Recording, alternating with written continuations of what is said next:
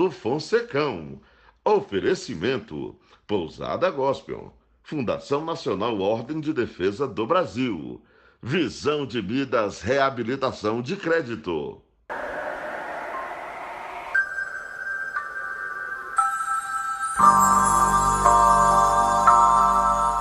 Sabe aqueles momentos em que tudo que a gente pensa, analisa, principalmente aqueles momentos ruins do passado, a gente pensa que nada faz sentido para nós. E o passado, ele nos remete aqui no presente para que tenhamos as condições de fazermos as melhores análises.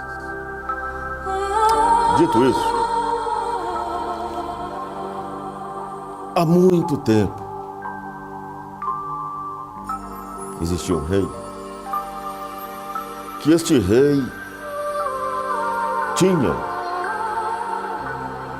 como amigo um súdito.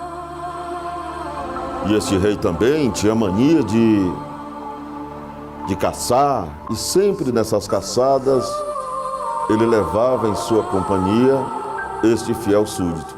Este mesmo rei, ele gostava de tratar a sua caça, ele gostava de fazer a parte culinária e se sentia muito feliz em chamar a rainha, a sua rainha, as princesas, os príncipes para aquela degustação.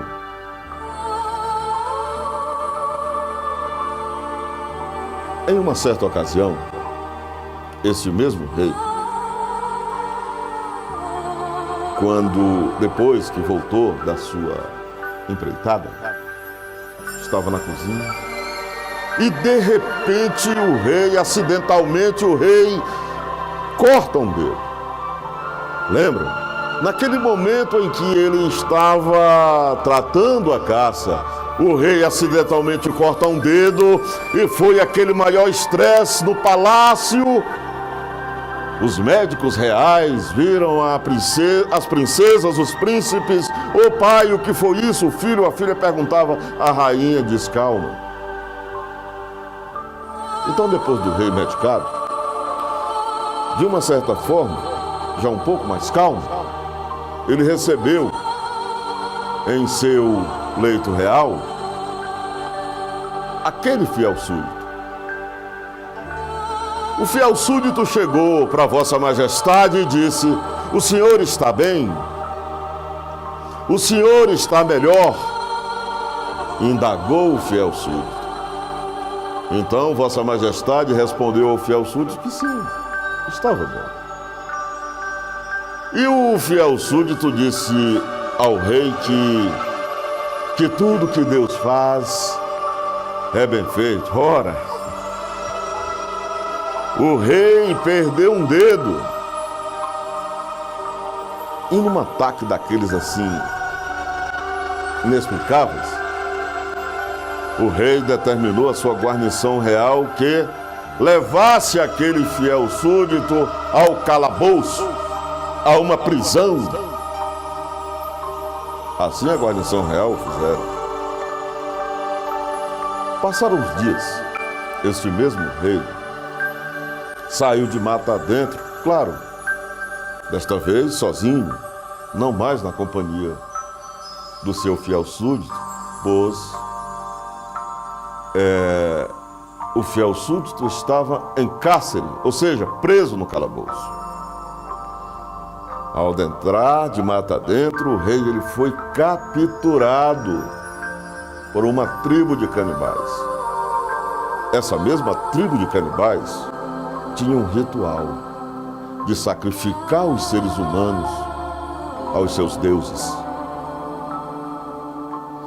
E no momento em que os canibais estavam fazendo toda aquela preparação, aquele ritual, o chefe dos canibais notou que o rei faltava um dedo.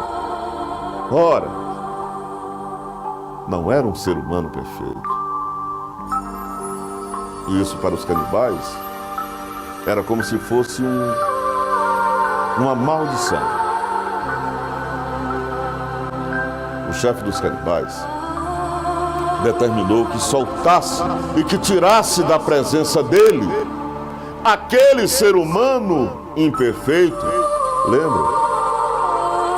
Faltava um dedo. O rei conseguiu, depois de alguns dias, é claro, voltar ao palácio.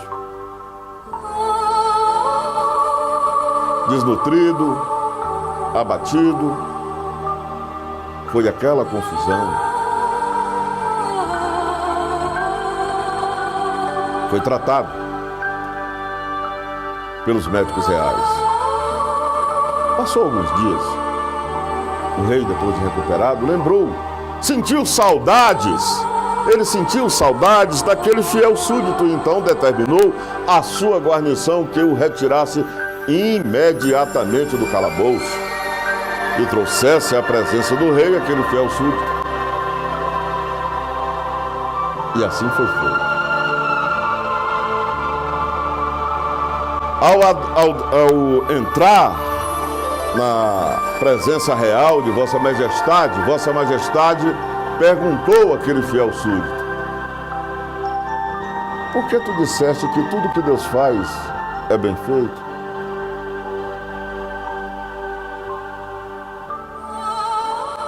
O fiel súdito, humildemente, falou para o rei o seguinte: Vossa Majestade me permite? Sim.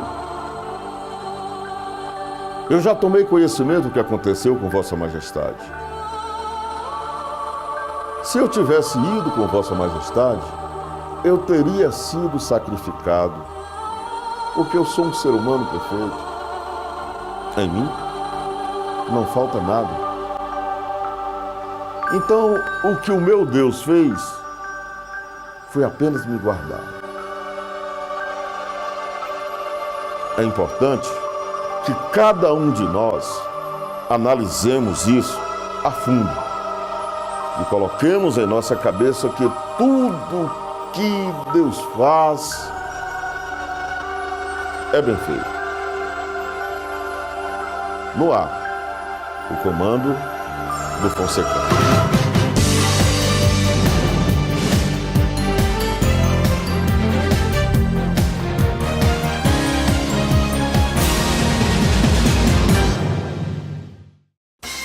Muito bom dia, Brasília.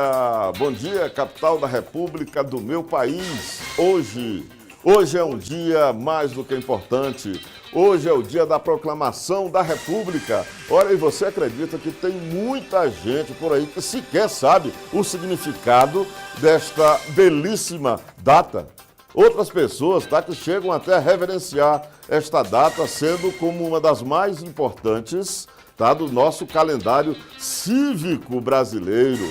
Olha, esta data ela representa o momento em que os nossos ancestrais, eu digo isso com todo conhecimento de causa, decidiram seguir rumo ao futuro com a determinação de libertar seus concidadãos do jugo da coroa de Portugal, libertando das amarras de uma administração prejudicial aos interesses do povo naquela época.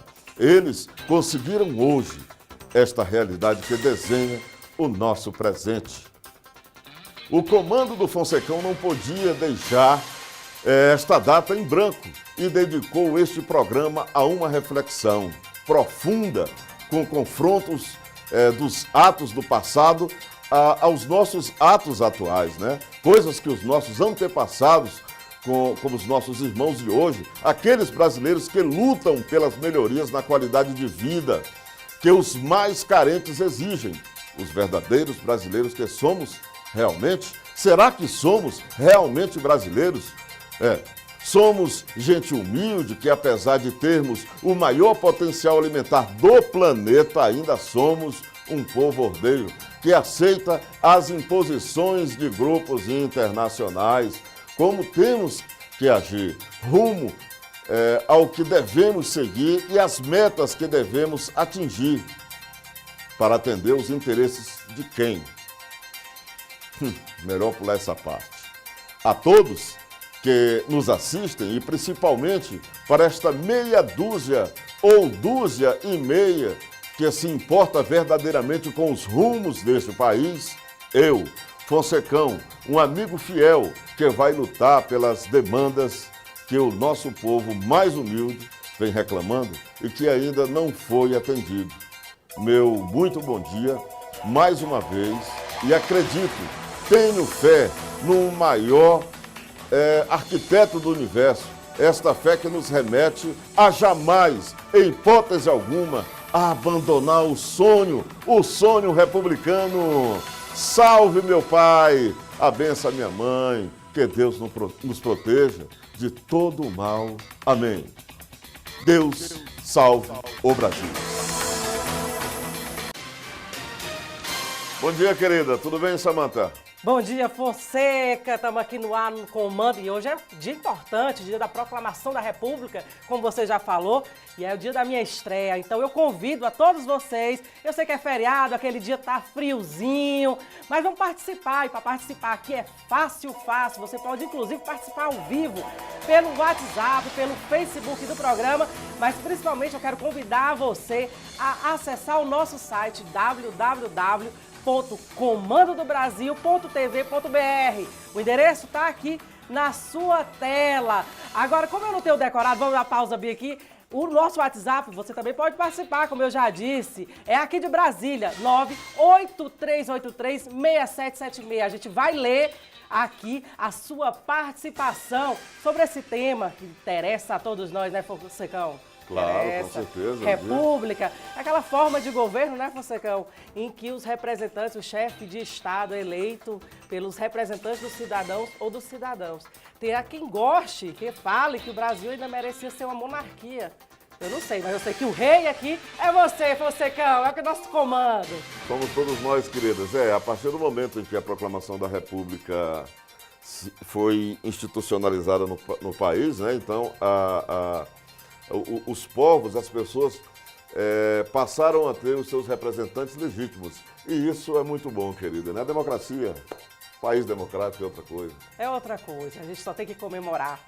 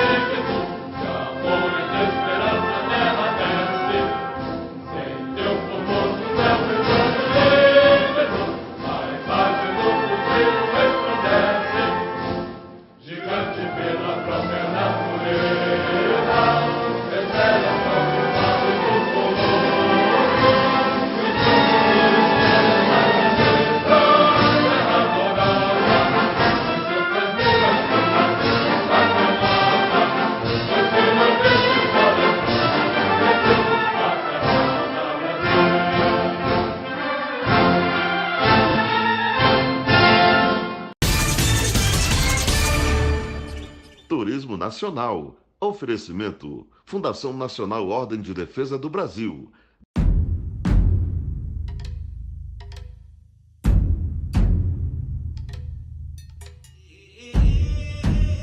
A boca arde. A pele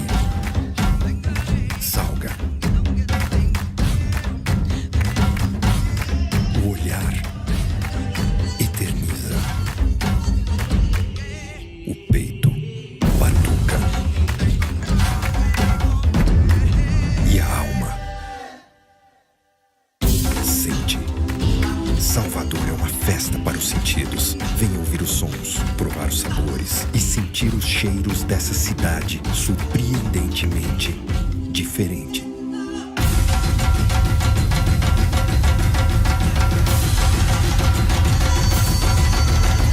Salvador, você sente que é diferente. O seu projeto de verão pode começar aqui e terminar aqui. Matricule-se na Academia Corpo e Saúde e concorra a um pacote para o Carnaval de Salvador com acompanhante. Planos a partir de R$ 69,90. Faça sucesso no verão de Salvador.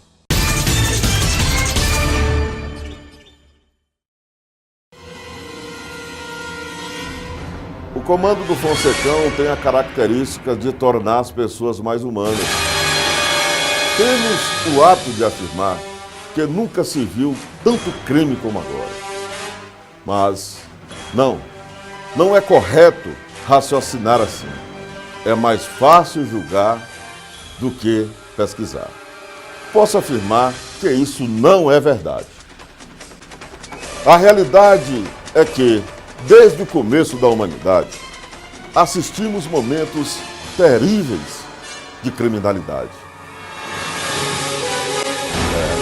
Assistimos momentos terríveis de criminalidade.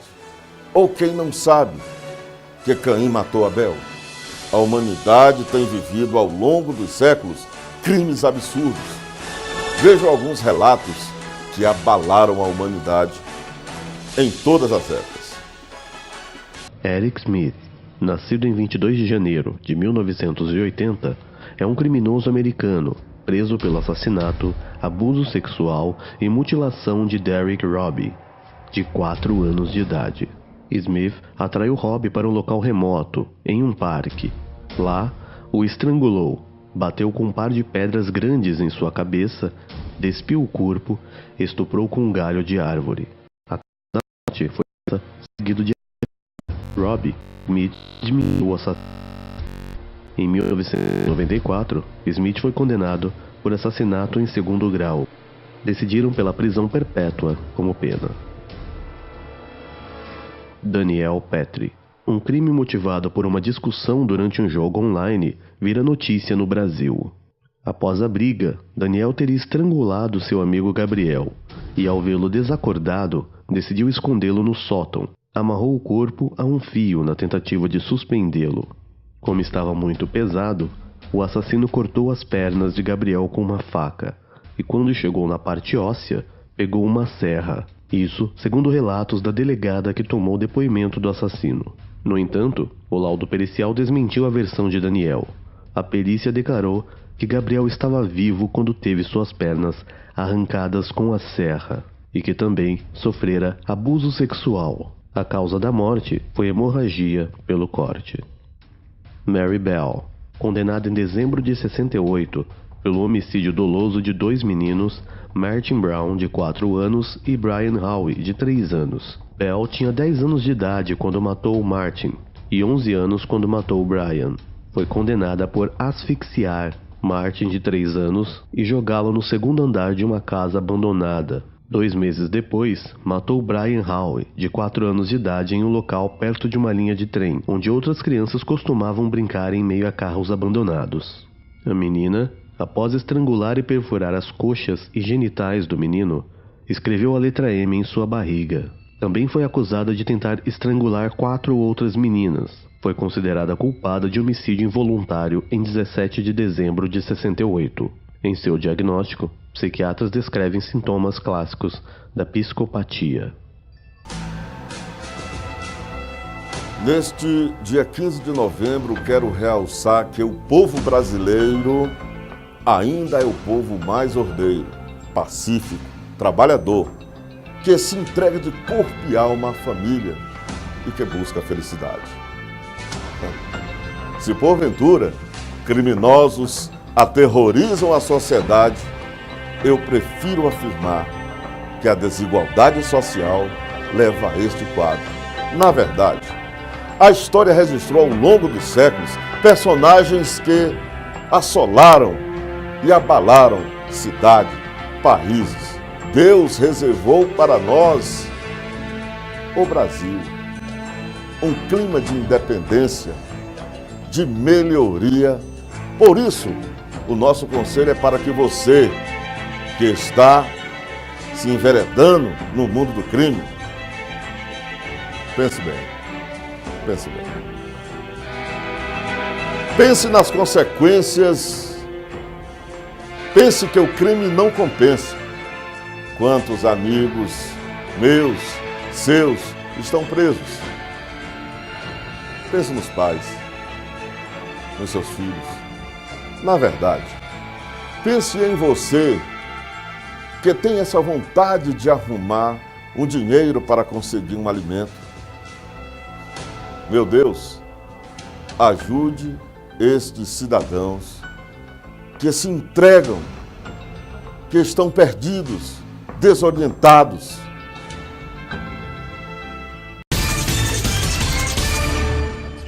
Turismo Nacional. Oferecimento. Fundação Nacional Ordem de Defesa do Brasil.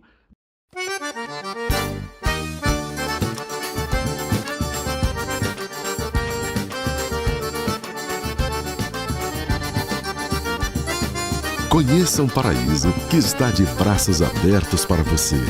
Experimente Sergipe. O seu projeto de verão pode começar aqui e terminar aqui. Matricule-se na Academia Corpo e Saúde e concorra a um pacote para o Carnaval de Salvador com acompanhante. Planos a partir de R$ 69,90. Faça sucesso no verão de Salvador.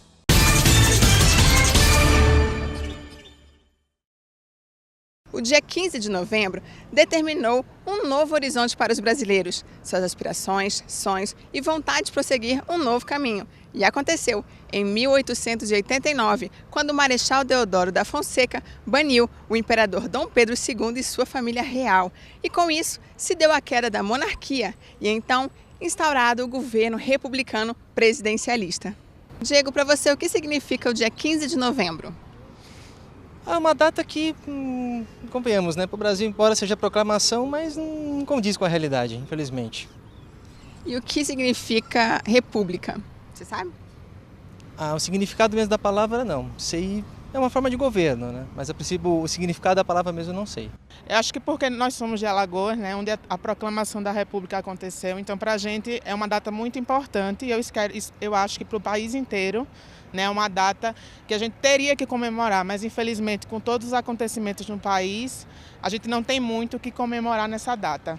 E o que significa república? República é... eu não sei não, porque é república. Senhor Carlos, qual é o significado do dia 15 de novembro para você? É o nosso dia da proclamação da República, quando houve a mudança de regime do Brasil. E o significado da palavra república? República é tornar as coisas públicas, tornar as coisas transparentes. É isso que se chama república. E para a senhora, qual o significado do dia 15 de novembro? 15 de novembro, é o dia da proclamação da República, não é? Então, significa um estilo de governo mais independente, né? Mais independente para a população brasileira. E qual o significado da palavra república? República significa governar através do voto popular, né, das pessoas. Para a senhora, o que tinha que melhorar na política brasileira? Precisava de mais seriedade para os políticos assumirem os seus cargos com muita responsabilidade, honrando a confiança que os eleitores colocaram neles. Os governantes olhassem mais, escutassem realmente a gente, né? E que eles tivessem menos cara de pau, né? Fossem mais verdadeiros com o povo e deixassem de pensar só no lado deles, e sim no todo.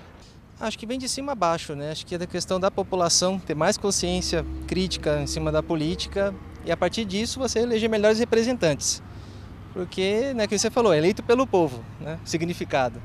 Então, as pessoas reclamam do nível político, né, como a gente viu ao longo desse tempo, mas são as próprias que votam, né? Enfim, financiam, então tem que partir das próprias pessoas para algum dia o nível político melhorar. E o que você acha que tem que melhorar na política brasileira? Eu acho que no Brasil hoje nós estamos vivendo uma era da intolerância, da intransigência.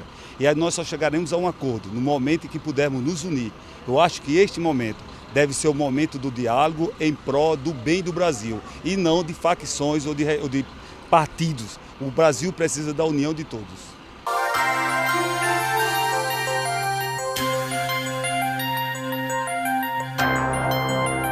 É preocupante. É preocupante. Eu diria que é absolutamente preocupante. Olha, se nós não conhecermos o nosso passado, dificilmente nós teremos condições de trilharmos o nosso futuro. República, coisa pública.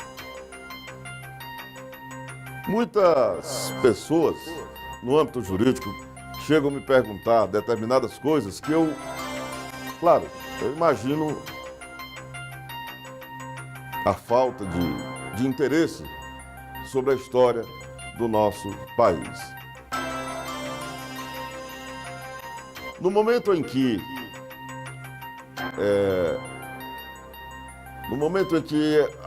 nós iremos trilhar caminhos para chegarmos a entender,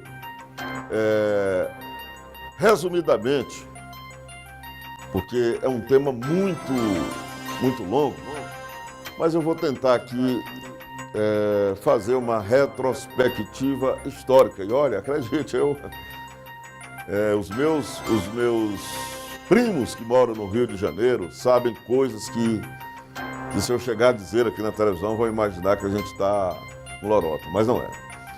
Então vejamos através de uma retrospectiva histórica. O Marechal Deodoro da Fonseca, ele desconstitucionalizou o regime monárquico em 1889, despachando a família real brasileira aos rumos europeus. E naquele momento, naquele regime monárquico, nós tínhamos uma Constituição feita, dentro dos pilares do Império. No momento em que Deodoro da Fonseca institucionalizou no país um regime republicano, através de uma Constituição democrática, ou seja, nasce ali da soberania popular. Quem era, à época, o ser humano que tinha condições de fazer isso? O Deodoro da Fonseca. Alguns anos, claro, se passaram e vocês imaginam, então, o que é que melhorou no nosso país? Eu vou até sugerir para a produção do programa trazer esta pauta, trazer aqui aos estúdios do Comando do Fonsecão, trazer aos estúdios da Rede TV, da TV Brasília, sociólogos, antropólogos, historiadores, para que realmente façamos uma retrospectiva dentre todos aqueles termos, para nós podermos entender. Aí muita gente pode dizer assim, não, mas isso não dá audiência. Se dá audiência ou se não dá, é coisa de que me nego a afirmar. Que parece que vai dar, eu afirmo plenamente. Mas eu finalizo dizendo que nós, brasileiros, os verdadeiros heróis desta nação, que, ao meu ver, os verdadeiros heróis da nação Brasil, são os procuradores da própria República, Ministério Público Federal, o Ministério Público dos Estados, o Ministério Público do Distrito Federal e seus territórios, os juízes de direito, a Polícia Ostensiva Brasileira, não me refiro somente à Polícia Militar do Distrito Federal, eu me refiro a todas as polícias ostensivas do Brasil, aquela que honram com todo o seu fervor a questão do artigo 144 da Carta Suprema. Eu tiro o chapéu para esses brasileiros. Sabe por que eu faço isso? Eu digo isso para vocês porque os juízes federais, os juízes dos estados, os procuradores da República a honrosa Polícia Federal do meu Brasil.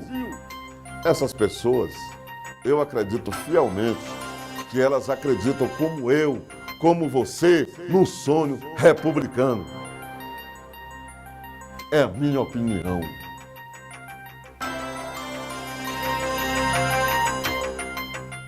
Beleza, morreu.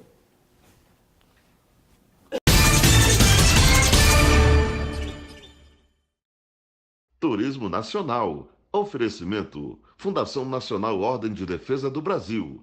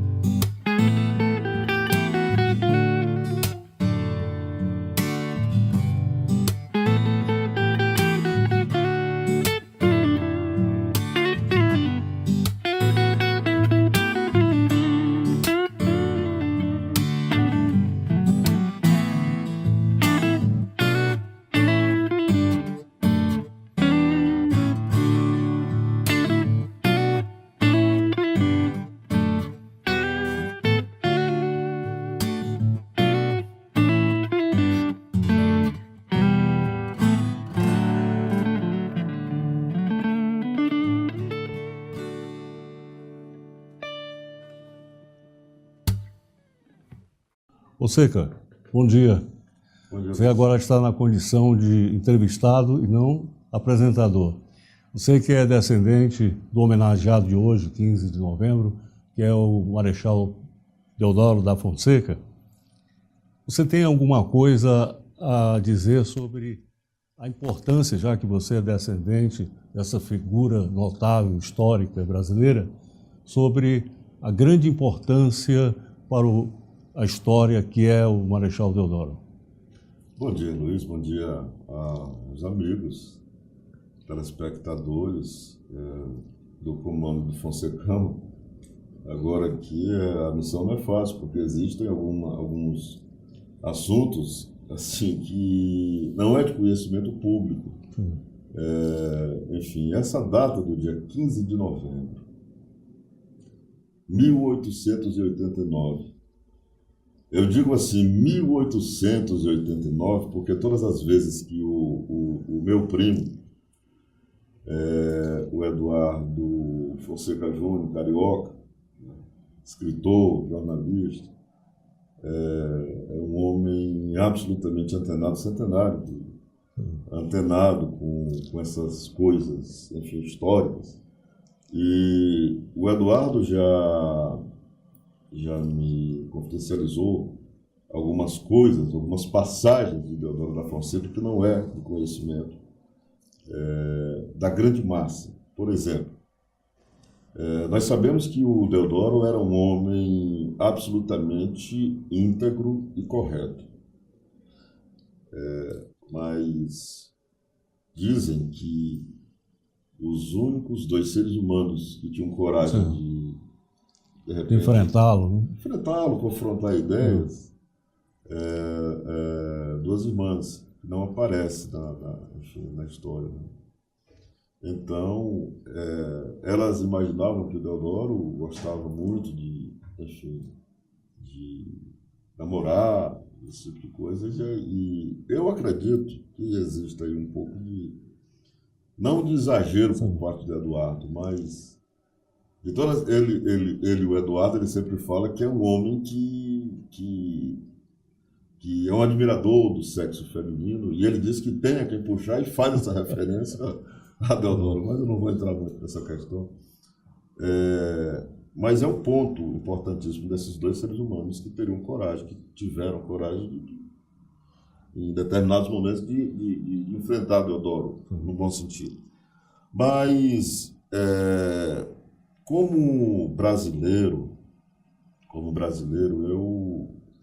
eu tenho certeza que Deodoro ele foi uma figura absolutamente fundamental para que hoje todos nós estivéssemos colhendo os frutos daquilo que ele fez no dia 15 de novembro de 1889. Agora, o Marechal Deodoro, ele enfrentou dificuldades imensas na economia e também até com o seu vice, que é o Floriano Peixoto. A sua família, como viu essa traição? Eu acho que, como descendente, deve ter também algum depoimento sobre a família que talvez até hoje guarde mágoas dessa traição, porque Deodoro não conseguiu terminar o seu mandato. Olha, o Deodoro, ele tinha um problema seríssimo de saúde. Inclusive, algumas pessoas que não conheciam o estado de saúde de Deodoro à época imaginavam que ele estava delirando, porque ele sofria de dispneia. Dispneia quer dizer aquela questão da falta de ar. Ele gostava muito de ser bastante incisivo em suas palavras, em seus gestos, e às vezes ele, segundo o que o Eduardo nos conta, que ele se exaltava e de repente... Mas era um problema exatamente, o problema de saúde que ele tinha, né? E a importância, assim, desses fatos da história, que a grande massa não conhece, é essa questão que poucas pessoas sabem disso, mas bem antes da proclamação da República, Deodoro já ajudava o Brasil. Veja só, Deodoro, ele proibiu ao exército brasileiro de caçar aqueles escravos, enfim, que de uma certa forma fugiam ali, né, do convívio de seus senhores. Ele chegou a proibir esse tipo de coisa. No momento em que ele acabou com o Estado monárquico e proclamou a República, ele separou, evidentemente, os poderes da Igreja dos poderes do Estado. Ele institucionalizou, com a Constituição de 1889, com a nova Constituição, perdão, ele separou essa questão dos poderes, né, tornando o Estado, digamos que, laico. E a questão da abolição da pena de morte, a institucionalização do casamento civil. Então ele fez coisas assim pelo país que ao meu ver, não por ser Fonseca, enfim, por ser descendente, ao meu ver, foi um dos grandes brasileiros. O Brasil, ele teria que investir muito mais ainda nessa questão dessa cultura, não só do dia da proclamação da República, como Sim, as outras datas. mas eu acredito que, pelo seu depoimento, pela importância dessa figura, que foi o primeiro presidente da República, não deveria ser mais divulgado fatos históricos relacionados a esse presidente? Olha, Luiz, se você me permite, inclusive nós temos... agora, eu fui essa última solenidade, agora no ano passado, acho que o ano passado, ano atrasado, na casa de Deodoro, no Rio de Janeiro. Os militares brasileiros, notadamente o Exército Brasileiro, trata isso com uma grandeza. Eu quero aqui, sabe, demonstrar o meu carinho, o meu respeito às Forças Armadas, o meu respeito ao Coronel Leonardo, que, enfim, ele não está mais como comandante da Casa de Marechal Deodoro da Fonseca, no Rio de Janeiro, né?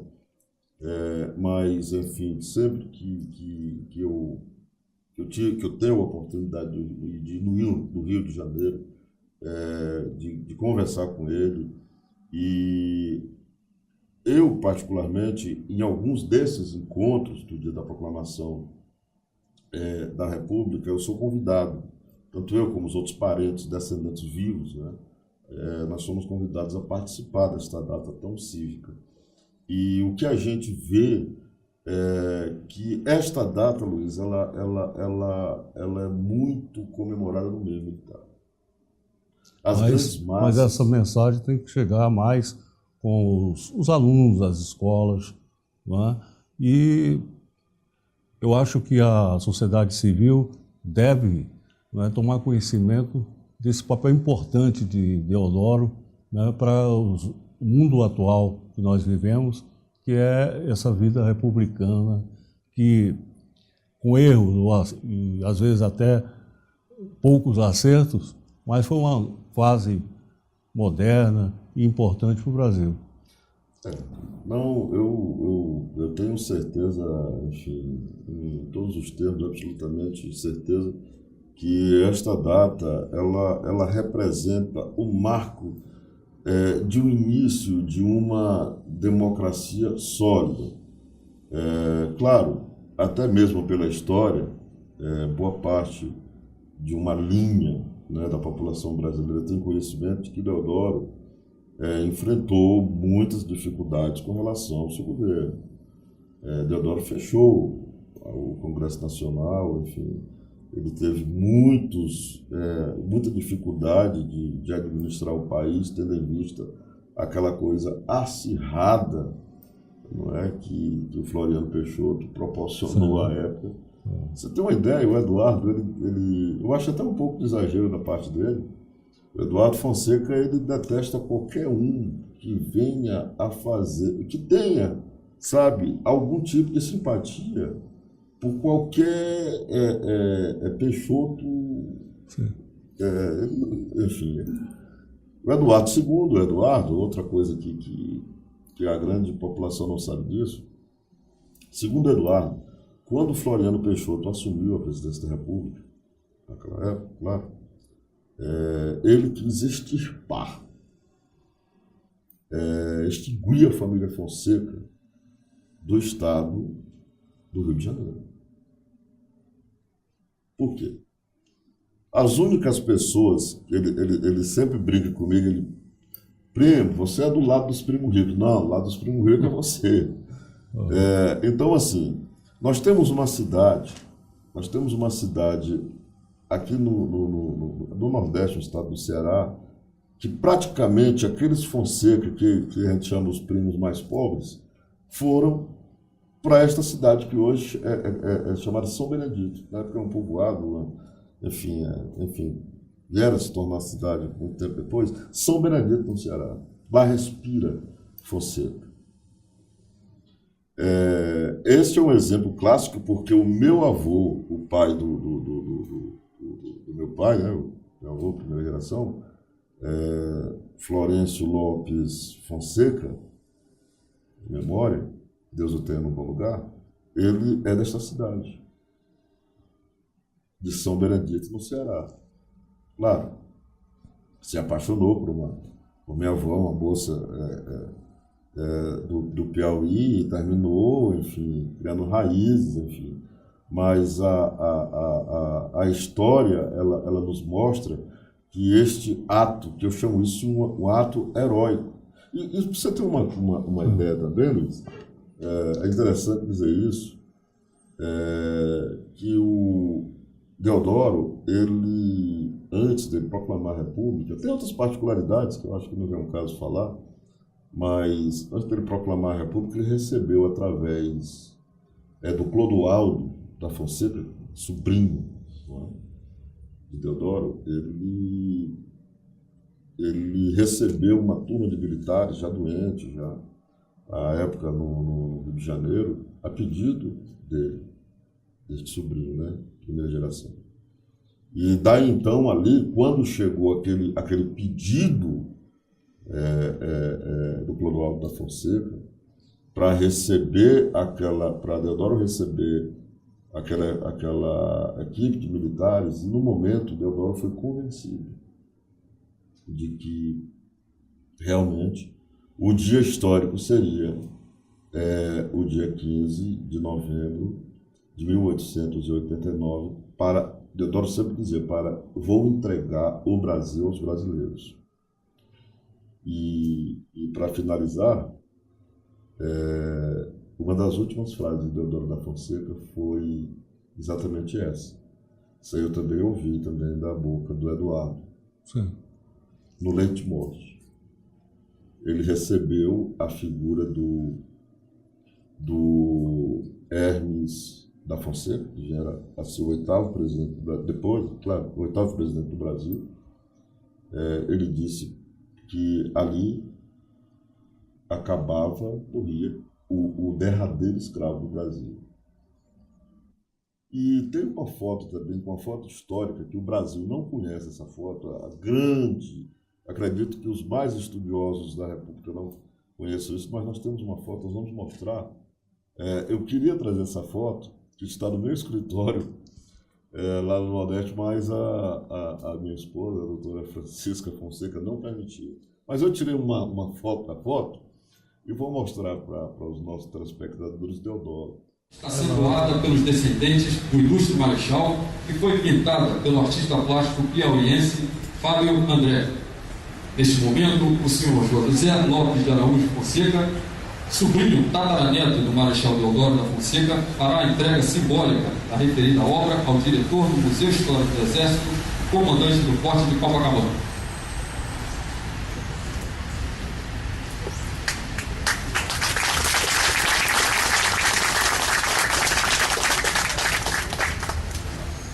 E o que você achou sendo entrevistado, já que você é um grande apresentador? Olha, a emoção ela é absolutamente imperiosa, porque você é um jornalista, enfim, uma experiência, a honra é sem precedentes, né? Eu já tive o prazer, a satisfação de ter, claro, um passado não muito distante, de vê-lo, né, como âncora de grandes emissoras do país, né? E eu só tenho que te agradecer e me sentir honrado de ser entrevistado por você, professor, nosso companheiro aqui da casa, né? Da TV Brasília, do comando do Fonsecão, enfim, da TV. Uma satisfação absolutamente histórica. Opa! Ok.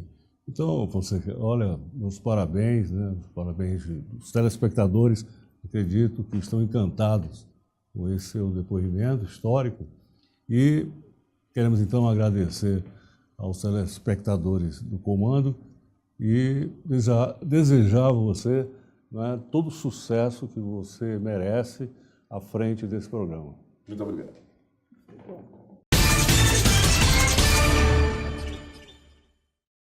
O seu projeto de verão pode começar aqui e terminar aqui. Matricule-se na Academia Corpo e Saúde e concorra a um pacote para o Carnaval de Salvador com acompanhante. Planos a partir de R$ 69,90. Faça sucesso no verão de Salvador.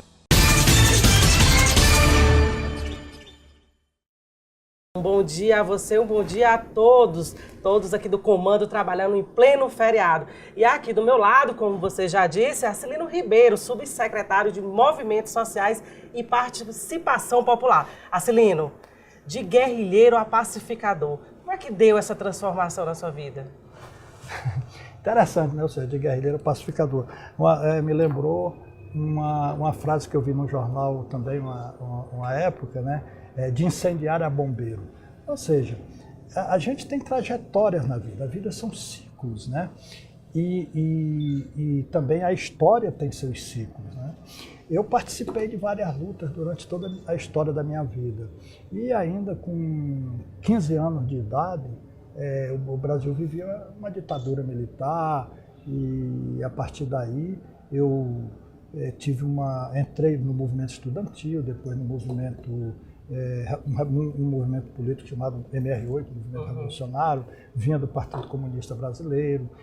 E o Brasil, em plena ditadura militar, eu tive que participar dessa luta e defendi a luta institucional, se fecharam os canais, fui para a luta de massa, fecharam-se os canais também, terminei reagindo à ação da ditadura e indo para a luta armada. E aí me tornei um guerrilheiro para combater a ditadura. Ou seja, num período em que a morte era o preço da coragem, em que só os kamikazes sobreviviam, em que só aqueles que tinham coragem combatiam, eu me tornei um guerrilheiro para enfrentar uma ditadura sanguinária. Secretário, hoje é um dia feriado, o dia que a gente comemora, o Brasil comemora a proclamação da República. Se a gente falar em República, o Brasil é novo, mas se a gente falar em democracia, ele é mais novo ainda. Mas da democracia a gente vê que um dos alicerces é essa participação popular, são os movimentos sociais. Como é que o senhor enxerga esses movimentos sociais de hoje? Olha, eu sempre costumo dizer que eu luto pelo que eu acredito e defendo quem eu confio. Eu acredito nesse projeto de participação popular que o governador Rodrigo Hollenberg me determinou que levasse adiante, né? Confio, inclusive, nessa trajetória que ele teve também e que é muito parecida um pouco com a minha, de luta em defesa dos movimentos sociais, de criar mecanismos de participação popular. E num projeto de criação, né, de diálogo e de participação é que tem nos levado a criar uma Brasília cidadã. Essa Brasília que o governador Rodrigo Hollenberg quer, né, de que haja uma participação efetiva da população. Tanto que, no ano passado, nós conseguimos realizar uma coisa inédita no Brasil, que não aconteceu em estado nenhum quando todos os governadores assumiram. O primeiro encontro, o governo de Brasília e movimentos sociais, com a participação de 712 entidades de movimentos sociais, envolvendo movimento sindical, comunitário, ambiental, estudantil, mulheres, todos os movimentos. E esse ano nós vamos ter, inclusive, o Fórum Brasília Cidadã, que é um fórum que vai ampliar essa participação, né? E quero dizer que um projeto de participação popular que vai fazer com que Brasília seja realmente a capital nacional do diálogo e da participação. E a gente vê isso exatamente nesse diálogo permanente que é mantido com os movimentos sociais. A gente recebe todo mundo, conversa com todo mundo, colocamos as nossas dificuldades e as nossas limitações constitucionais e orçamentárias e dando uma devolutiva aos movimentos sociais que tem sido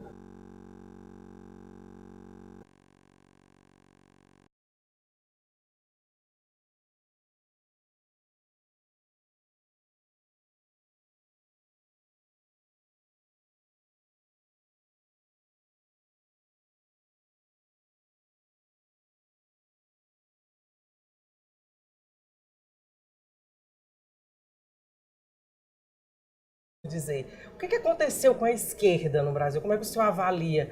Por que a população deu essa resposta nas urnas à esquerda? Olha, nós que somos de esquerda precisamos admitir uma coisa.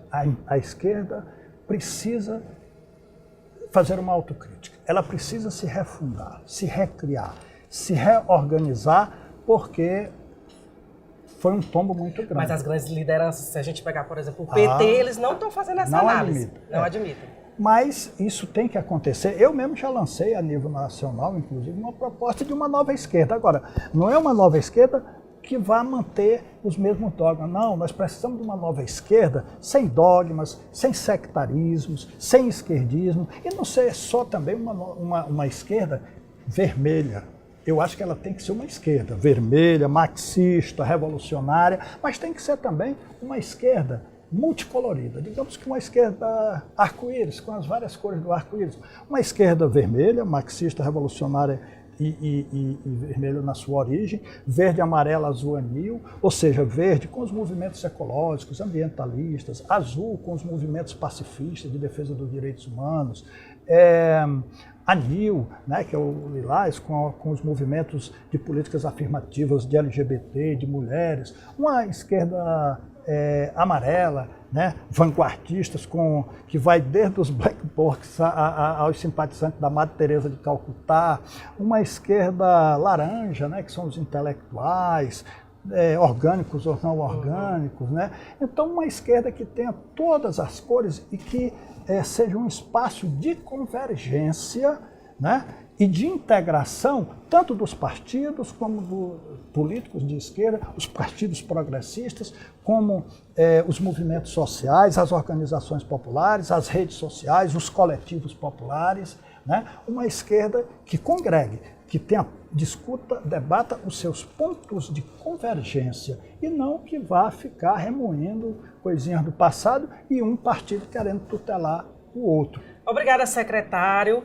Mas antes da gente se despedir aqui, despedir dos nossos telespectadores, o Fonseca sempre gosta que nossos entrevistados mandem uma reflexão, assim como ele faz aí no estúdio. Então, nesse dia de hoje, qual é a mensagem que o senhor dá para os nossos telespectadores? Bom, em primeiro lugar, no dia de hoje, como é o dia da nossa proclamação da República, o que eu quero dizer é que, historicamente, o Brasil tem tido seus percalços, tem sido seus sobressaltos, né, na construção da democracia, e que o povo de Brasília acredita firmemente nesse projeto de construção democrática, de democracia cidadã.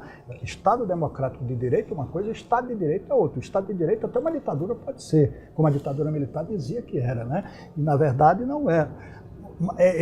Não era o Estado de direito democrático, mas esse é o Estado que nós queremos construir, que nós vamos construir. E Brasília é um exemplo de Estado democrático de direito. Por quê? Porque hoje é a capital do diálogo, é a capital da participação, porque esse projeto está se consolidando e vamos fazê-lo tornar-se uma referência nacional. Assim eu espero e pelo qual nós estamos lutando. Hoje tem Guilherme Arantes em concert em Brasília. Atenção, você que curte o cantor a partir das 20 horas no Centro de Convenções Ulisses Guimarães, ali no Eixo Monumental. Faz que nem o Fonseca, ele pensa que eu não vi, mas ele já mandou aquela mensagem, vai fazer aquele agrado para a mulher hoje, né, Fonseca? Pois é, querido, o Guilherme Arantes é show. Eu particularmente, eu gosto muito, eu amo o show do Guilherme. E claro, eu vou fazer de tudo para dar uma passadinha lá, tá? E qualquer coisa a gente toma aquela água mineral. Tem que estar aqui amanhã. Claro, amanhã nós estaremos de volta aqui no comando, com toda a equipe do comando do Fonsecão, tá? E fazendo aqui o convite, reforçando para que você entre em nossas redes sociais, tá? Através do comandobrasil.tv.br, enfim, o Facebook, todas as redes sociais à disposição de todos nós, evidentemente, né? Que eu também, e acredito, sobretudo, que eu curto o Fonsecão nas redes sociais, é que eu vejo, assim, o aparato de informações que tem, que o Jorge, juntamente com todas as nossas equipes espalhadas pelo Brasil, é muito elegante, é muito aconchegante. A todos, fiquem com a paz de Cristo e até amanhã!